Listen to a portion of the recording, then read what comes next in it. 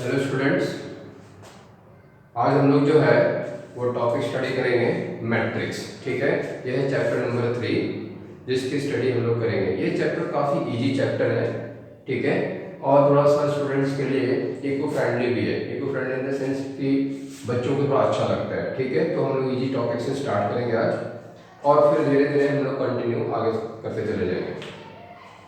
देखिए, मैट्रिक्स, किसी भी चीज़ की स्टडी अगर आप करते हो तो सबसे पहले जानने की कोशिश करते हो कि ये है क्या।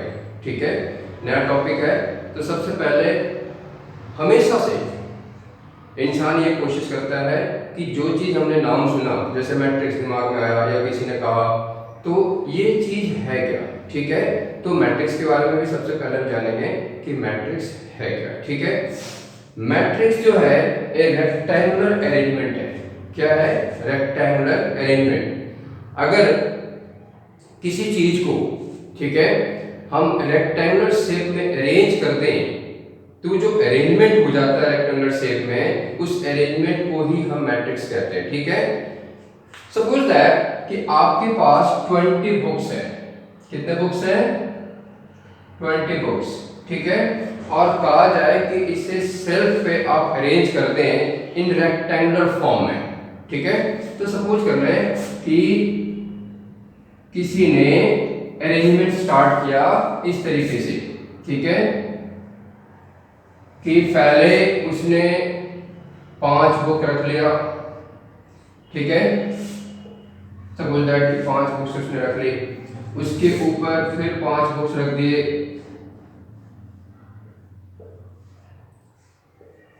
ऐसे, फिर 5 बुक्स रख दिए, ऐसे। कितने हो गए? 15 बुक्स रखा गए, और फिर उसके ऊपर 5 और रख दिए। तो देखें कि 20 बुक्स जो है वो रखे जा चुके हैं कि नहीं शेल्फ के ऊपर। ठीक है, ये जो आप जब बुक्स को आप इस तरीके से अरेंज करोगे तो एक रेक्टेंगुलर शेप ले लेगा। ठीक है, किस तरह का शेप ले लेगा? Rectangular shape. तो एक काइंड ऑफ अरेंजमेंट है ये कि किसी भी चीज को अगर हम रेक्टेंगुलर शेप में अरेंज कर दें तो जो रेक्टेंगुलर शेप में अरेंजमेंट हो रहा है, ठीक है, या किया गया है, उसी को हम क्या कहते हैं? मैट्रिक्स। ठीक है, अब देखें, मैट्रिक्स को हम इंडिकेट करते हैं, ठीक है, बिग ब्रैकेट या फिर स्मॉल ब्रैकेट से, ऐसे। ठीक है, इसे ऐसे, ये बिग ब्रैकेट से या फिर स्मॉल ब्रैकेट से भी इंडिकेट किया जाता है। ठीक है ना। अब जब देखें, जब आप सेल पे अरेंज कर लोगे 20 बुक्स को, सेल पे मान लिया कि आपने अरेंज कर लिया, ठीक है, 20 बुक्स को, तो एक डायरेक्शन ऐसा है, ये ऐसे सीधे सीधे जा रहा है हॉरिजॉन्टल डायरेक्शन में। ठीक है, this is the first one, this is the second one, this is the third one, this is the fourth one. ये जो हॉरिजॉन्टल डायरेक्शन होता है इसको हम क्या कहते हैं बेटा? रो। ठीक है, क्या कहते हैं? रो। इट मींस ये आपका फर्स्ट रो है, this is your second row, this is third row and this is fourth row. ठीक है, ये जो अरेंजमेंट किया गया है, जैसे मान लिया जाए कि कोई किसी बच्चे को अगर कहा जाए कि फर्स्ट रो से कोई एलिमेंट आप बताओ, तो फर्स्ट रो में ये भी है, ये भी है, ये भी है, ये भी है और ये भी है। ठीक है ना, that is the elements of what? First row. इसके अंदर जितने भी बुक्स हैं 20 बुक्स, उस सभी के सभी इसके एलिमेंट्स कहे जाते हैं। किसके? मैट्रिक्स के। मैट्रिक्स के क्या कहे जाते हैं? वो एलिमेंट्स। ठीक है ना, ये फर्स्ट रो का एलिमेंट है, ये भी, ये भी, ये भी, ये भी और ये भी। उसी तरह से सेकंड रो में कौन सा एलिमेंट है? This this this this and this. ठीक है, वर्टिकल पार्ट को कॉलम कहते हैं। क्या कहते हैं? कॉलम। हॉरिजॉन्टल डायरेक्शन को रो कहा जाता है, वर्टिकल डायरेक्शन को कॉलम्स कहते हैं। ठीक है, ये हमारा फर्स्ट कॉलम है, ये सेकंड कॉलम है, ये थर्ड है, ये फोर्थ है और ये फिफ्थ है। काउंटिंग हम यहां से करते हैं। रो के केस में हम अपर टू लोअर की ओर जा रहे होते हैं, ठीक है। ये first row, the second row, third row and fourth row. Column में हम इधर से बढ़ते हैं, इधर से नहीं, ठीक है ना, इधर से बढ़ते हैं। That is the first column, this is the vertical part. ये पूरा का पूरा पार्ट जो है that is called first column. उसी तरीके से ये पूरा का पूरा पार्ट कहलाता है सेकंड कॉलम। कॉलम को सी से इंडिकेट करते हैं, ठीक है। That is the first column, this is the second column, this is the third, fourth and it is the fifth column, ठीक है। मान लो इस एलिमेंट को हम किसी अल्फाबेट से इंडिकेट कर रहे हैं, ए से। इस एलिमेंट का पोजीशन क्या है इस मैट्रिक्स के अंदर? ये जो एलिमेंट है ये फर्स्ट रो का और फर्स्ट कॉलम का एलिमेंट है। देखें इसका पोजीशन फर्स्ट रो और फर्स्ट कॉलम में दिख रहा है, ठीक है। तो इस एलिमेंट को हम यहाँ पे लिखेंगे सफिक्स में 1 1। ये जो फर्स्ट सफिक्स है वो इंडिकेट करता है रो को, और ये जो सेकंड सफिक्स है उसको क्या कहते हैं? कॉलम। 1 1 का मतलब है it is the element of first row and first column, ठीक है। यहाँ पे एलिमेंट का पोजीशन क्या होगा? 1 2, it is the first row and second column, ठीक है। रो को पहले लिखते हैं मैट्रिक्स में और कॉलम को बाद में, ठीक है। रो को पहले और कॉलम को बाद में, ठीक है। इसका पोजीशन क्या हो जाएगा? 1 3, it is the element of first row and third column. इसका पोजीशन क्या हो जाएगा? First row and fourth column. इसका पोजीशन क्या हो जाएगा? First row and fifth column, ठीक है। जरा देखिए ना, ये फर्स्ट रो में दिख रहा है और फिफ्थ कॉलम में दिख रहा है। ये फर्स्ट रो में दिख रहा है, फोर्थ कॉलम में दिख रहा है। फर्स्ट रो ऐसे, कॉलम ऐसे। It is the element of first row and third column. It is the element of first row and second column. It is the element of first row and first column, ठीक है। अब इस पे देखिए इसका position क्या होगा? ये जो एलिमेंट है यहाँ पे it is the element of second row, तो ये 2 और कॉलम क्या है? 1, दैट इज 2 1। इसी तरीके से ये क्या हो जाएगा? 2 2, इट्स पोजीशन इज व्हाट? 2 2, इसमें second row and second column का एलिमेंट है। It is 2 3, it is 2 4, it is 2 5। उसी तरीके से ये क्या हो जाएगा? 3 1, 3 2, 3 3, 3 4 एंड 3 5। इट इज 4 1, 4 2, 4 3, 4 4 एंड 4 5, ठीक है। इस तरीके से हम किसी की पोजीशन को आइडेंटिफाई कर सकते हैं कि ये एलिमेंट कौन से रो और कौन सा कॉलम का है। सपोज दैट आपको कहा जाए कि आप उस एलिमेंट को ढूंढ के बताएं, ठीक है, जो third row and fourth column पे हो, उसका पोजीशन कहाँ पे हो? तो third row and fourth column is what? This one. ये पोजीशन हो जाएगा, यहाँ पे काउंट करेंगे और देख लेंगे कि ये हमारा third row and fourth column का एलिमेंट्स है, ठीक है। नाउ मैट्रिक्स का, ठीक है ना, ये तो मैट्रिक्स का स्ट्रक्चर हो गया कि मैट्रिक्स को हम इस तरीके से कहते हैं कि अगर किसी के बारे में जानते हैं सबसे पहले जानने की कोशिश करें उसका स्ट्रक्चर कैसा है, कैसा दिखता है। तो दिखता या तो ऐसा है या फिर ऐसा है, ठीक है। फिर वो आता है बात आगे कि इसकी आइडेंटिटी क्या है। तो मैट्रिक्स की आइडेंटिटी उसका ऑर्डर है, ठीक है। क्या है? उसका ऑर्डर। ऑर्डर इसका जो है दैट इज व्हाट? 4 into 5, यानी कितने रो और कितने कॉलम में उसे एक्सप्रेस किया गया है, that is called order of matrix. Order of matrix, उसको हम क्या कहते हैं? ऑर्डर ऑफ मैट्रिक्स, ठीक है। तो ये 4 रो में है और 5 कॉलम में है। ये जो है फर्स्ट सफिक्स वो नंबर ऑफ रो को इंडिकेट कर रहा होता है, और जो सेकंड सफिक्स है that is number of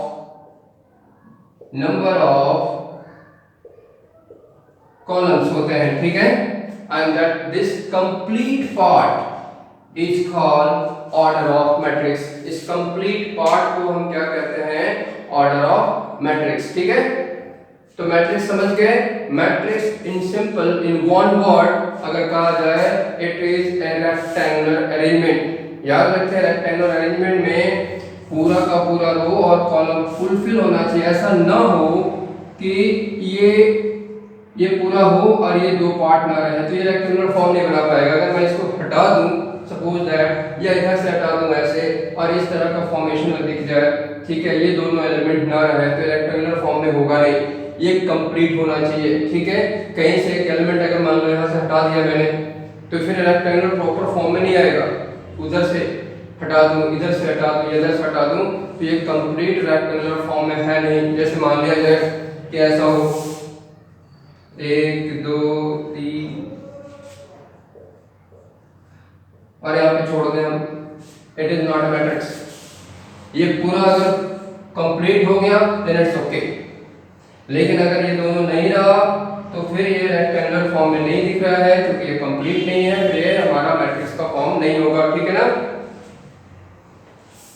now come to कि इसे हम अब डिफाइन कैसे करेंगे, ठीक है। इसका डेफिनेशन देखें।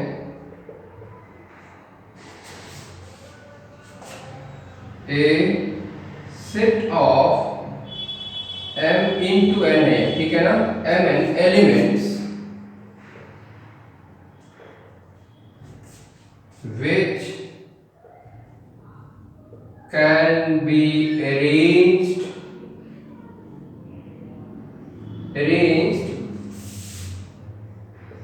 in rectangular array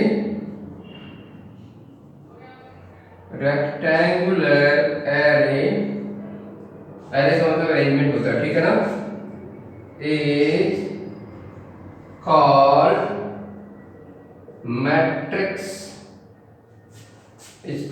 matrix of m rows and n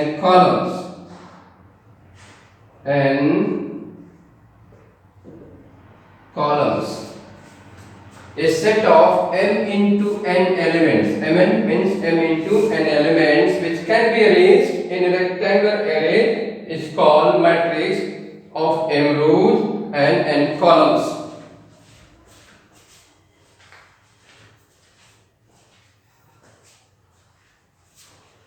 इसको हम ऐसे भी लिख सकते हैं दूसरे तरीके से,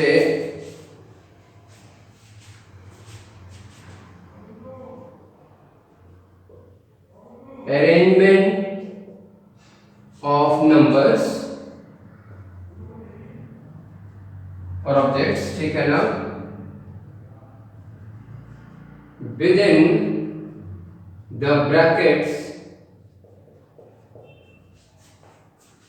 in rectangular form. Arrangement of numbers within the brackets, ठीक है, within the bracket in rectangular form, ये भी क्या है, किसी नंबर को हमने ब्रैकेट्स के अंदर रेक्टेंगुलर फॉर्म में अरेंज कर दिया है, चाहे इसमें हो और चाहे इस ब्रैकेट से भी आप इंडिकेट कर सकते हो। ये सारी चीजें जो है इसमें भी आ सकता है, ऐसे 1 2 3 4 5 1 2 3 4 5 1 2 3 4 5 1 2 3 4 5, ठीक है। इससे स्मॉल ब्रैकेट से भी हम मैट्रिक्स को इंडिकेट करते हैं। वही चीज यहाँ पे भी आ जाएगा A11 A12 A13 A14 A15, order हमारा क्या हो जाएगा यहाँ पे 4 into 5, जिसको मैथमेटिकली पढ़ते हैं 4 by 5, ठीक है। ये पोजीशन हमारा क्या हो जाएगा यहाँ पे भी A11 A12 A13 14 15, then it is 21 22 23 24 25, then it is 31 32 3 3 3 4 3 5, then it is 4 1 4 2 4 3 4 4 and 4 5, ठीक है। तो मैट्रिक्स को या तो बिग ब्रैकेट या स्मॉल ब्रैकेट से हम इंडिकेट करते हैं, देख लेते हैं।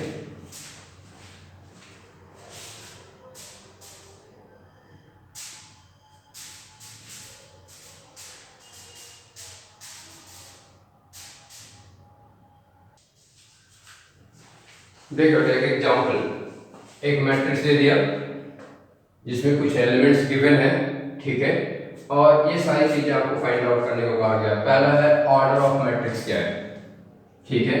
दूसरा है कि एलिमेंट 2 3 क्या है, एलिमेंट 3 2 क्या है, और फोर्थ है कि टोटल नंबर ऑफ एलिमेंट्स क्या होंगे इस मैट्रिक्स के अंदर, ठीक है। तो देखिए ऑर्डर ऑफ मैट्रिक्स यहाँ पे क्या दिख रहा है, 3/3 का है, तो इसका आंसर क्या हो गया 3/3, ठीक है। Order of matrix is what 3/3। यहाँ बेशक आप लिखे ना लिखे, मैंने देखने के लिए लिखवा दिया है, ठीक है, पर आपको दिया हुआ ऐसा रहेगा सिर्फ ये मैट्रिक्स, और कहेगा you have to find what order of matrix. इसका ऑर्डर क्या है, 3 रो है और 3 ही कॉलम है, तो order of matrix is what 3/3, या 3 into 3 पढ़ते हैं, लेकिन मैथमेटिकली इसको 3/3 पढ़ा जाता है। Now come to the second one, A 2 3, वैसे एलिमेंट लिखने हैं, इसका पोजीशन क्या है, second row and third column, यानी second row and third column में कौन सा एलिमेंट है, second row and third column. A 2 3 is what A, फिर A 3 2 लिखा हुआ है, third row and second column is what 4, ठीक है।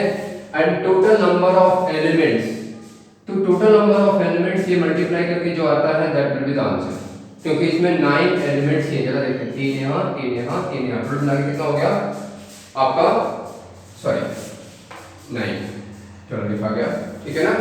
3 into 3 that is what 9 elements, ठीक है। Now come to second, formation of matrix. Formation of matrix, कोई matrix आपको बनाने को कहेगा कि आप मैट्रिक्स बनाएं, उसका ऑर्डर दे देगा और एलिमेंट के बारे में भी कोई जानकारी आपको दे देगा। जैसे क्वेश्चन है, construct A matrix of order 3 into 4 whose element b aij equal to I minus j by 2 का whole square. Now come to the solution. एक कोई मैट्रिक्स है जिसका ऑर्डर क्या दे रखा है 3/4, तो उसको मैं पहले समझाने के लिए ऐसा लिख देता हूँ, A11 A12 A13 A14, ठीक है। फिर क्या होगा A21 22 23 and 24, then A31 A32 33, इसी तरह का मैट्रिक्स तैयार होगा ना, 3 रो और 4 कॉलम से। अब ये देखें बन के जो आएगा AIJ, आई जो इंडिकेट कर रहा होता है रो को और ये है कॉलम को, ठीक है। ये एलिमेंट को इंडिकेट किया जा रहा है आई और जैसे first suffix indicates rows, second suffix indicates columns, ठीक है। अब जरा देखें 1 1, first suffix is row, second suffix is what column. यहाँ आई भी 1 है, जे भी 1 है, तो यहाँ आई और जे की वैल्यू हम पुट करेंगे यहाँ से, ठीक है। तो 1 1 पुट करोगे तो 1 minus 1 by 2 whole square, that will be what 0. Now come to 1 2, here I is 1, j is 2, तो 1 minus 2 whole by 2 whole square करोगे तो ये 1/4 आता हुआ दिखेगा, ठीक है। A1 3, तो 1 minus 3 that is what minus 2 upon 2 that is what minus 1, square करोगे तो क्या आ जाएगा 1। A1 4, here 1 here 4, that is 9/4, ठीक है। नाउ कम टू 2 1, जब पुट करोगे तो ये वैल्यू 1/4 आता हुआ दिखेगा, ये 0 2 3 करोगे तो एक बार फिर से 1/4 आता हुआ दिखेगा और ये 1 आ जाएगा। ठीक है, 3 1 अगर यहाँ 3 डाल दिए हम 1 तो 2/2 दैट इज 1 का स्क्वायर 1 3 2। ठीक है, 3 2 करोगे तो 1/4 आता हुआ दिखेगा, 3 3 में 0 एंड 3 4 में एक बार 1 से एक बार फिर से आ जाएगा 1/4 and order is what 3/4। Order is इस तरीके से ये आता हुआ दिखाई देगा, that is called formation of matrices. ठीक है, दूसरा possible order of matrix. Possible order of matrix ऐसे निकालते, देखें a matrix has 24 elements, write its possible order, यानी कितने तरीके से हम इसको सजा सकते हैं, अरेंज कर सकते हैं। ठीक है, पॉसिबल ऑर्डर ऑफ 24 एलिमेंट्स का कोई भी मैट्रिक्स हो, जरा देखें हम ऐसा लिख सकते हैं कि 1 into 24 एक रो में हो और 24 के 24 कॉलम हो जाए, 24 कॉलम्स हो जाए ऐसे 1 2 3 4 5 6 7 8 9 10 11 12 13 14 15 16 17 18 19 20 21 22 1 2 3 4 5 6 7 8 9 10 11 12 13 14 15 16 17 18 19 20 21 22 23 24 ऐसा सारे बुक्स को मैंने बुक्स के हिसाब से समझा रहा हूँ, ऐसे अरेंज कर दिया। तो देखिए तो एक ही रो में है ना और इतने सारे कॉलम्स हैं, तो ये ऑर्डर हो सकता है। ठीक उसी तरीके से आगे और हम क्या कर सकते हैं 2 into 12 जितने इसके फैक्टर हो सकते हैं 12 का सब बना दे, सभी ऑर्डर आ जाएंगे इसके। ठीक है, फिर 3 into 8 देन 4 into 6, अब इसी का उल्टा कर रहे हैं 6 into 4 then 8 into 3 then 12 into 2 और 24 into 1। ये सारे के सारे इसके पॉसिबल ऑर्डर्स होंगे। ठीक है जी,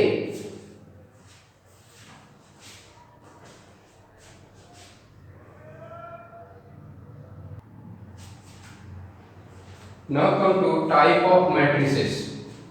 ठीक है, देखिए मैट्रिक्स और मैट्रिसेस में सिर्फ इतना ही फर्क है कि एक सिंगुलर है, दूसरा आपका प्लूरल वर्ड है। ठीक है, एक से ज्यादा अगर हो जाता है तो उसको मैट्रिसेस पढ़ते हैं। रो मैट्रिक्स, इसका डेफिनेशन देखें, a matrix having only one row is called row matrix.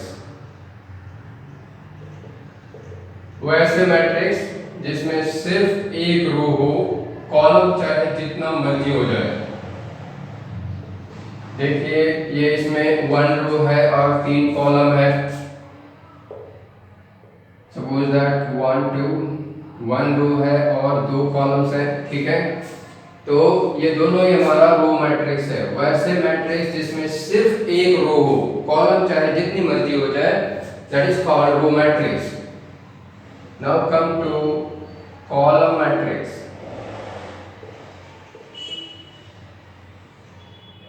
A matrix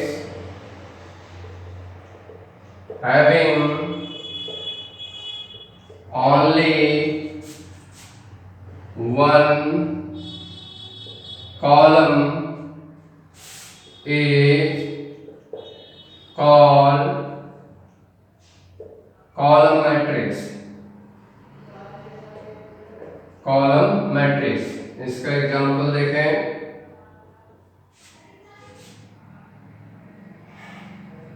वैसे मैट्रिक्स जिसमें सिर्फ एक कॉलम हो, रो चाहे जितना भी हो जाए, ठीक है, 6 8, देखिए ऑर्डर क्या है 2/1 का, इसमें 2 रो है और एक कॉलम है, ए बी सी, इसके ऑर्डर क्या है 3/1 यानी 3 रो है और एक कॉलम है, ठीक है, कॉलम एक होना चाहिए बस।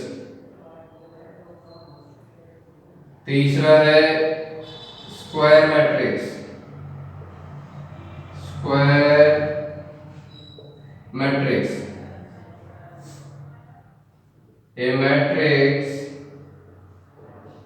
is said to be square matrix. A matrix is said to be square matrix if number of rows equal to number of columns. Number of columns, अगर किसी मैट्रिक्स में रो और कॉलम आपस में इक्वल हो जाए, ठीक है, तो उसको हम स्क्वायर मैट्रिक्स कहेंगे। For example like A B C D, देखें इसका ऑर्डर क्या है 2/2 का। अनदर मैट्रिक्स मान लो बी है, that is 3 0 8 5 6 9 -1 3 2, that is 3/3। तो हम क्या देख रहे हैं कि इसमें जितने रो है उतना ही कॉलम है। इसका ऑर्डर क्या है 2/2 का, 2 रो है 2 कॉलम है, इसमें 3 रो और 3 कॉलम है, ये दोनों ही हमारा स्क्वायर मैट्रिक्स का पार्ट होगा, ठीक है। Now come to fourth one, that is diagonal matrix। Diagonal matrix, देखो इसको पहले मैं एग्जांपल से समझाता हूं, फिर इसका डेफिनेशन पे आऊंगा मैं, ठीक है। डायगोनल मैट्रिक्स एक स्क्वायर मैट्रिक्स का ही पार्ट होता है जिसमें डायगोनल एलिमेंट 0 नहीं होता है, बाकी सारे एलिमेंट 0 होते हैं। पहले ये जान लें कि डायगोनल एलिमेंट कहते किसको है। डायगोनल एलिमेंट इस एलिमेंट को कहते हैं, ये जो डायगोनली ऐसे दिख रहा है यहाँ पे, ये -4 है, ठीक है ना। इसका पोजीशन क्या है A11 यानी first row and first column. इसका पोजीशन क्या है 2 2, second row and second column. इसका पोजीशन क्या है third row and third column. जिसमें रो और कॉलम इक्वल दिख जाए, वैसा एलिमेंट जिसमें रो एंड कॉलम का पोजीशन इक्वल दिख रहा हो, वैसे एलिमेंट को ही हम डायगोनल एलिमेंट कहेंगे, बाकी सारे एलिमेंट डायगोनल एलिमेंट नहीं होंगे। क्योंकि कई बार दिमाग में आ सकता है कि डायगोनल एलिमेंट तो ऐसे भी ले सकते हैं, लेकिन जरा देखिए इसका पोजीशन क्या होगा A13 first one third column, ये डायगोनल एलिमेंट नहीं होगा, क्योंकि डायगोनल एलिमेंट मैट्रिक्स के केस में सिर्फ वैसे ही एलिमेंट को हम ले सकते हैं जिसमें रो और कॉलम का पोजीशन इक्वल हो जाए, ठीक है। इसलिए सिर्फ इस साइड के एलिमेंट को हम डायगोनल एलिमेंट मानेंगे, इस साइड वाले एलिमेंट को डायगोनल एलिमेंट नहीं मानेंगे। ये हमारा रिजेक्ट हो जाएगा, ये भी रिजेक्ट हो जाएगा, क्योंकि इसका पोजीशन क्या है 3 1, तो ये भी हमारा डायगोनल एलिमेंट नहीं होगा, ठीक है। डायगोनल एलिमेंट 0 न हो, बाकी सारे एलिमेंट 0 हो जाए, वैसे स्क्वायर मैट्रिक्स को हम डायगोनल मैट्रिक्स कहेंगे, ठीक है। तो इसका डेफिनेशन देखें, a square matrix, a square matrix is said to be diagonal matrix if Aij equal to 0 for all I is not equal to j and aij is not equal to 0 for all I equal to j। अब जरा देखें, इसको समझने की कोशिश करें। जहां पे I और j आपस में इक्वल हो गया, I और j आपस में इक्वल हो गया, जैसे कि इसमें दिख रहा है, वो जीरो नहीं होगा। ठीक है, इसमें भी इक्वल आ रहा है, इसका पोजीशन क्या है 2 2, second row and second column I और j आपस में इक्वल है, ये भी जीरो नहीं होगा अकॉर्डिंग टू द डेफिनेशन। यहाँ भी इसका पोजीशन क्या है 3 3, यानी third row and third column, ये भी जीरो नहीं होगा। बाकी सारे जीरो होंगे। जहां I और j आपस में इक्वल नहीं है, वैसे सारे एलिमेंट क्या हो जाएगा zero. That is the definition of diagonal matrix. ये डेफिनेशन है आपका। ठीक है, समझ गए इसे?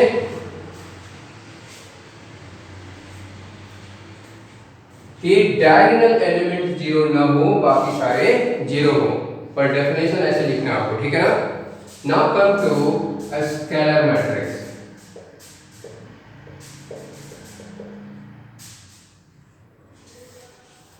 देखिए, इसको भी पहले मैं एग्जांपल से समझाता हूं। ठीक है, ये भी एक स्क्वायर मैट्रिक्स ही होगा, ये भी एक स्क्वायर मैट्रिक्स ही होगा। इसमें दूसरा 2/2 का भी एक मैं दिखा देता हूं बेटा, 0 -2 ऐसा लिख दिया। इसमें भी देखिए डायगोनल एलिमेंट जीरो नहीं है, बाकी जीरो है। ठीक है, इसका पोजीशन 1 1 है, जीरो नहीं है। इसका पोजीशन 2 2 है, जीरो नहीं है। ठीक है, और इसमें रो और कॉलम का पोजीशन अलग अलग है। इसमें पोजीशन क्या है हमारा 1 2, first row and second column, इसलिए जीरो हो जाएगा। इसका पोजीशन क्या है 2 1, दोनों आपस में इक्वल नहीं है, इसलिए भी जीरो हो जाएगा। ठीक है, now come to scalar matrix. इसको भी समझाता हूं पहले मैं एग्जांपल से, फिर इसका डेफिनेशन लिखूंगा। ठीक है, देखें, इसमें भी डायगोनल एलिमेंट जीरो नहीं होगा, बाकी सारे एलिमेंट जीरो होंगे। फिर से मैं बता दूं, इसमें भी डायगोनल एलिमेंट जीरो नहीं होगा, बाकी सारे एलिमेंट जीरो होंगे। ये भी एक स्क्वायर मैट्रिक्स ही होगा, लेकिन इसमें फर्क क्या है कि ये जो एलिमेंट दिख रहा है वो आपस में इक्वल होना चाहिए। That is the diagonal element जो जीरो नहीं है, बाकी सारे एलिमेंट जीरो हैं। ठीक है, लेकिन इसमें और इसमें फर्क इतना है कि इसमें जो डायगोनल एलिमेंट है वो जीरो तो नहीं है, लेकिन आपस में जो वैल्यू है वो आपस में इक्वल होना चाहिए। जैसे यहाँ 5 दिख गया तो तीनों 5 दिखना चाहिए, यानी सारे 5 दिखने चाहिए डायगोनल एलिमेंट। ठीक है, अगर यहाँ पे मान लीजिए 6 होता तो ये भी 6 होता, ये भी 6 होता। अगर यहाँ 10 होता तो ये भी 10 होता, ये भी 10 होता, बाकी सारे एलिमेंट जीरो होंगे। बस इसी का एक स्पेशल केस है ये। ठीक है, तो इसका जरा डेफिनेशन देखें, क्या लिखेंगे कि a square matrix is said to be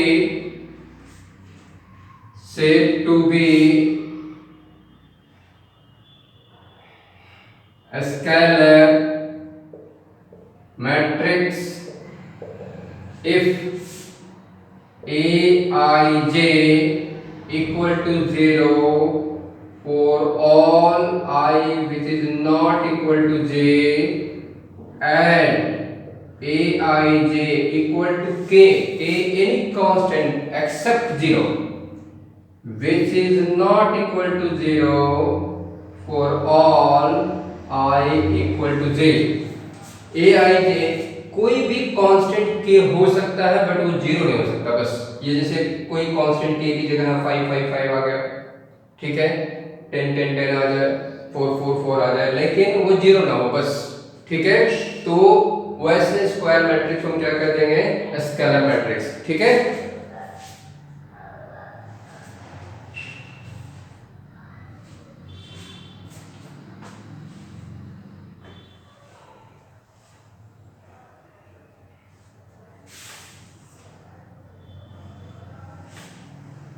now come to the next identity और यूनिट मैट्रिक्स। इसमें भी दूसरा एग्जांपल अगर देना चाहें तो ऐसा दे दें 4 0 0 4 दैट इज 2/2 दैट इज 4 है आइडेंटिटी और यूनिट मैट्रिक्स। देखिए बेटा ऐसे भी पहले मैं एग्जांपल से समझा रहा हूं, फिर मैं इसके डेफिनेशन पे आऊंगा। ये भी एक स्क्वायर मैट्रिक्स ही होगा, इसमें डायगोनल एलिमेंट सिर्फ 1 होना चाहिए, 1 के अलावा कुछ भी नहीं होना चाहिए। डायगोनल एलिमेंट सिर्फ क्या होना चाहिए 1 और इसके अलावा कुछ भी नहीं होना चाहिए, ठीक है। बाकी सारे एलिमेंट 0 होना चाहिए, इसको हम आइडेंटिटी या फिर यूनिट मैट्रिक्स कहते हैं। ये भी एक स्क्वायर मैट्रिक्स का ही पार्ट होगा। जरा देखें इसका स्पेशल केस ये था और इसका भी स्पेशल केस ये है, ठीक है। इसका डेफिनेशन देखें कि a square matrix is said to be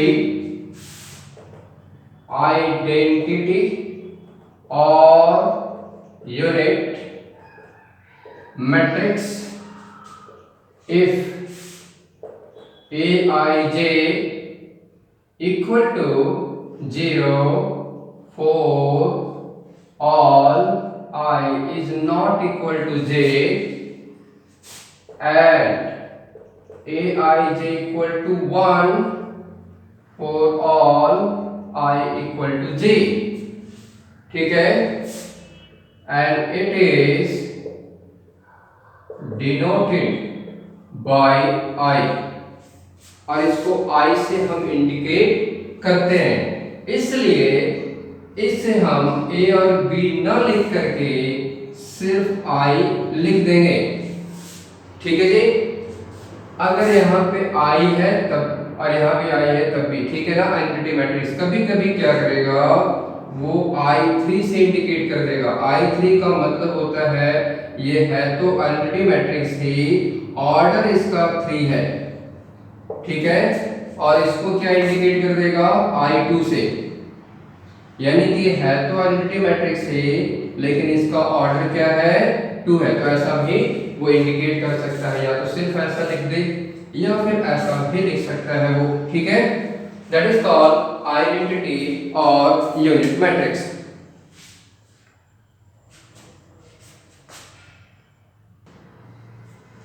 देखो नेक्स्ट अपर ट्रायंगुलर मैट्रिक्स। इसका डेफिनेशन है a square matrix is said to be upper triangular matrix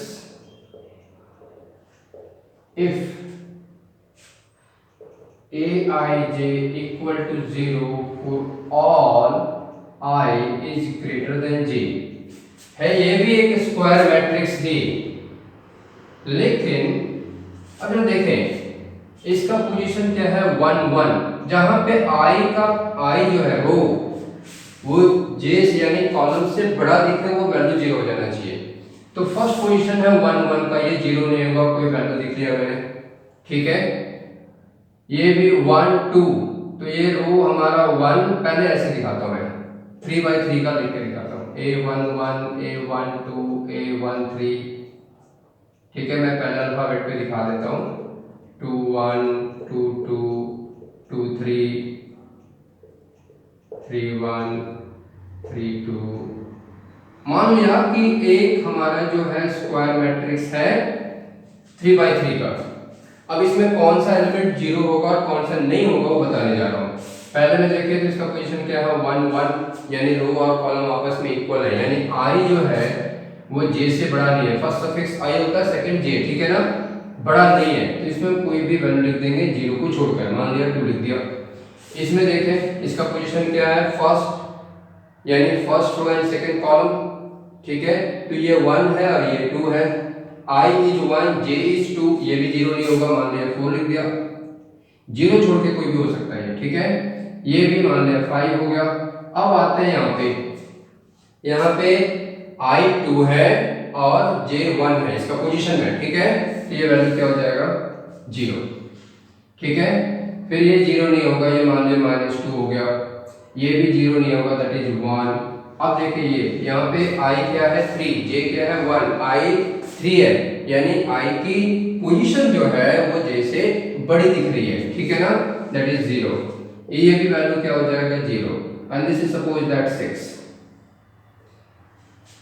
तो ये हमारा अपर ट्रायंगुलर मैट्रिक्स का पार्ट है, ठीक है, that is what upper triangular matrix.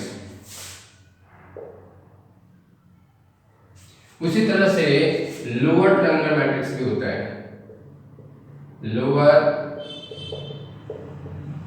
Triangular matrix. ये square matrix is said to be lower triangular matrix if Aij equal to 0 for all I is less than j। इसमें भी देखिए इसी तरह का पार्ट में मैं 3/3 का ये भी ले रहा हूं, ठीक है।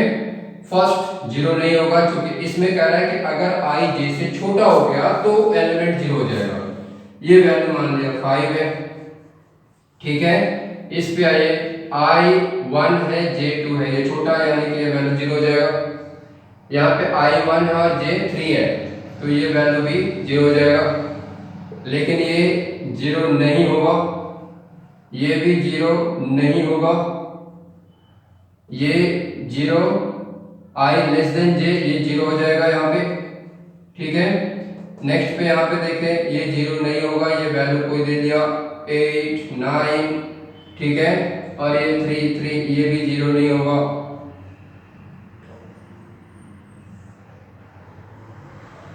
इसका ठीक उल्टा हो जाएगा ये, ठीक है।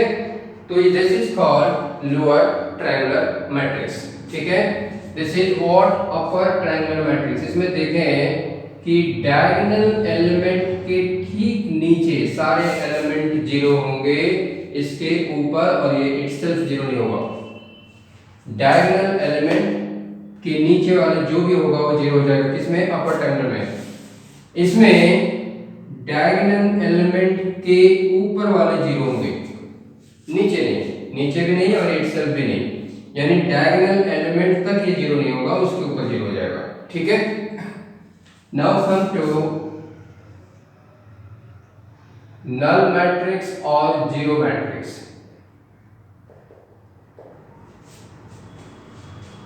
A matrix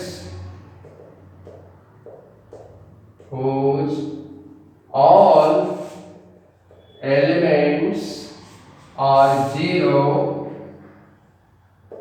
is called null matrix और जीरो मैट्रिक्स।